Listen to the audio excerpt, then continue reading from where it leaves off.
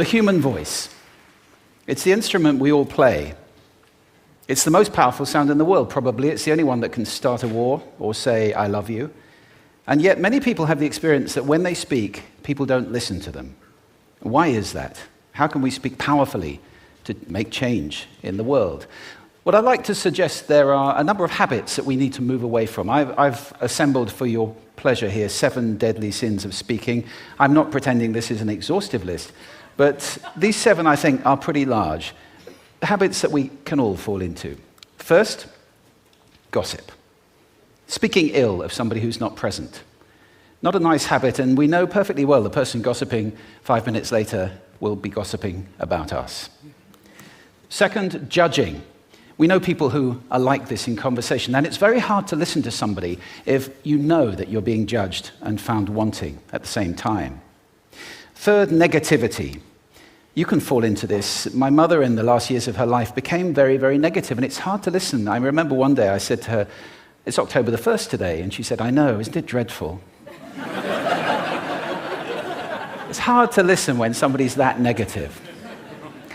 And another form of negativity, complaining. Well, this is the national art of the UK. It's our national sport. We complain about the weather, about sport, about politics, about everything. But actually, complaining is viral misery. It's not spreading sunshine and lightness in the world. Excuses. We've all met this guy. Maybe we've all been this guy. Some people have a blame thrower. They just pass it on to everybody else and don't take responsibility for their actions. And again, hard to listen to somebody who's being like that. Penultimate, the 6th of the 7, embroidery, exaggeration. It demeans our language, actually, sometimes. For example, if I see something that really is awesome, what do I call it? And then, of course, this exaggeration becomes lying, out-and-out lying, and we don't want to listen to people we know are lying to us. And finally, dogmatism. The confusion of facts with opinions. When those two things get conflated, you're listening into the wind. You know, somebody is bombarding you with their opinions as if they were true. It's difficult to listen to that. So here they are, 7 deadly sins of speaking. These are things I think we need to avoid. But is there a positive way to think about this? Yes, there is. I'd like to suggest that there are 4 really powerful cornerstones, foundations, that we can stand on if we want our speech to be powerful and to make change in the world. Fortunately, these things spell a word. The word is hail, and it has a great definition as well. I'm not talking about the stuff that falls from the sky and hits you on the head. I'm talking about this definition, to greet or acclaim enthusiastically, which is, I think, how our words will be received if we stand on these 4 things. So what do they stand for? See if you can guess. The H, honesty, of course. Being true in what you say, being straight and clear. The A is authenticity, just being yourself. A friend of mine described it as standing in your own truth, which I think is a lovely way to put it. The I is integrity, being your word, actually doing what you say, and being somebody people can trust. And the L is love. I don't mean romantic love, but I do mean wishing people well. For 2 reasons. First of all, I think absolute honesty may not be what we want. I mean, my goodness, you look ugly this morning. Perhaps that's not necessary. Tempered with love, of course, honesty is a great thing. But also, if you're really wishing somebody well, it's very hard to judge them at the same time. I'm not even sure you can do those 2 things simultaneously. So hail. Also, now that's what you say, and it's like the old song, it is what you say, it's also the way that you say it. You have an amazing toolbox. This instrument is incredible, and yet this is a toolbox that very few people have ever opened. I'd like to have a little rummage in there with you now, and just pull a few tools out that you might like to take away and play with, which will increase the power of your speaking. Register, for example. Now, falsetto register may not be very useful most of the time, but there's a register in between. I'm not going to get very technical about this for any of you who are voice coaches. You can locate your voice, however. So if I talk up here in my nose, you can hear the difference. If I go down here in my throat, which is where most of us speak from most of the time. But if you want weight, you need to go down here to the chest. You hear the difference? We vote for politicians with lower voices. It's true. Because we associate depth with power and with authority. That's register. And we have timbre. It's the way your voice feels. Again, the research shows that we prefer voices which are rich, smooth, warm, like hot chocolate. Well, if that's not you, that's not the end of the world, because you can train.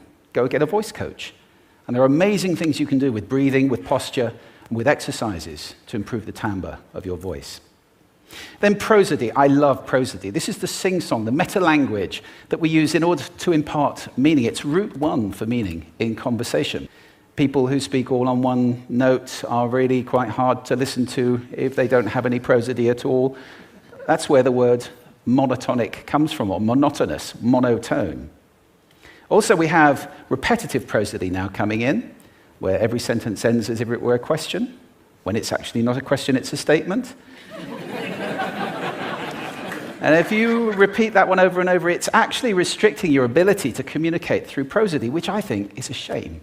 So let's try and break that habit.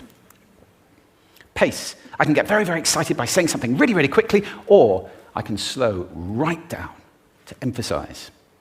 And at the end of that, of course, is our old friend, silence. There's nothing wrong with a bit of silence in a talk, is there? We don't have to fill it with ums and ahs. It can be very powerful. Of course, pitch often goes along with pace to indicate arousal, but you can do it just with pitch. Where did you leave my keys? Where did you leave my keys? It's a slightly different meaning in those two deliveries. And finally, volume. I can get really excited by using volume, sorry about that if I startled anybody, or I can have you really pay attention by getting very quiet. Some people broadcast the whole time. Try not to do that. That's called sodcasting. Imposing your sound on people around you carelessly and inconsiderately. Not nice. Of course, where this all comes into play most of all is when you've got something really important to do. It might be standing on a stage like this and giving a talk to people. It might be proposing marriage, asking for a raise, a wedding speech, whatever it is. If it's really important, you owe it to yourself to look at this toolbox and the engine that it's going to work on. And no engine works well without being warmed up. Warm up your voice. Actually, let me show you how to do that. Would you all like to stand up for a moment? I'm going to show you the 6 vocal warm-up exercises that I do before every talk I ever do. Anytime you're going to talk to anybody important, do these. First, arms up, deep breath in, and sigh out, like that. One more time. Very good. Now we're going to warm up our lips, and we're going to go bop, bop, bop, bop, bop, bop, bop, bop. Very good. And now,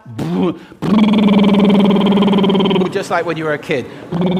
Now your lips should be coming alive. We're going to do the tongue next with exaggerated la, la, la, la, la, la, la, la, la. Beautiful. You're getting really good at this. And then roll an R. That's like champagne for the tongue. Finally, and if I can only do one, the pros call this the siren. It's really good. It starts with we and goes to or. The we is high, the or is low. So you go wee, or, wee. Fantastic. Give yourselves a round of applause. Take a seat. Thank you. Next time you speak, do those in advance. Now, let me just put this in context to close. This is a serious point here. This is where we are now, right? We speak not very well into people who simply aren't listening in an environment that's all about noise and bad acoustics. I have talked about that on this stage in different phases. What would the world be like if we were speaking powerfully to people who are listening consciously in environments which were actually fit for purpose? Or to make that a bit larger, what would the world be like if we were creating sound consciously and consuming sound consciously and designing all our environments consciously for sound? That would be a world that does sound beautiful, and one where understanding would be the norm. And that is an idea worth spreading. Thank you.